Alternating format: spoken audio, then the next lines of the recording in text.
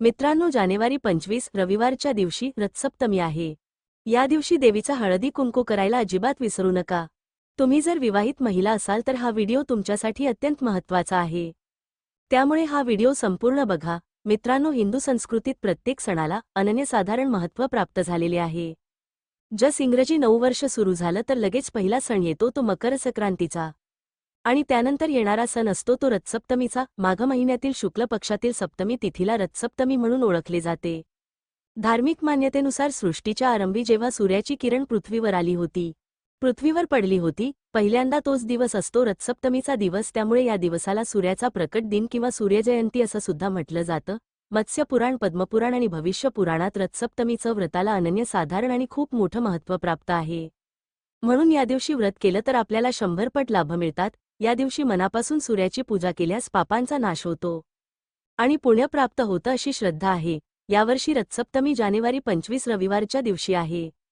तुम्हाला माहीत असेल, मकर संक्रांती झाली म्हणजे मकर संक्रांतीपासून ते रथसप्तमीपर्यंत विवाहित महिला हळदी कुंकू करत असतात। भरपूर विवाहित महिलांना आपल्या घरी बोलावलं हळदी कुंकू केला जातो, त्यांना वाण दिलं जातं किंवा बाहेर सुद्धा कार्यक्रम आयोजित केले जातात। बाहेर सुद्धा हळदी कुंकूचे कार्यक्रम केले जातात। परंतु विवाहित महिला दुसऱ्या विवाहित महिलांच्या हळदी कुंकू तर करतेच, परंतु देवीची, आपल्या कुलदेवीच लक्ष्मीच हळदी कुंकू करायला विसरते। कारण आपल्या घरात जर सगळ्यात पहिली कोणती विवाहित स्त्री असेल, सुहासिनी महिला असेल, तर ती असते आपल्या घराची कुलदेवी किंवा लक्ष्मी माता। जर तुमची कुलदेवी तुम्हाला माहीत असेल तर सगळ्यात आधी प्रत्येक कोणतीही गोष्ट करण्याआधी, ओटी भरण्याआधी त्या देवीची ओटी भरायची जी कुलदेवी आपल्या घरात आहे। कारण आपण इतर महिला शोधतो, पण आपल्या घरात कुलदेवी ही एक महिला असते आणि तीही विवाहित महिला असते।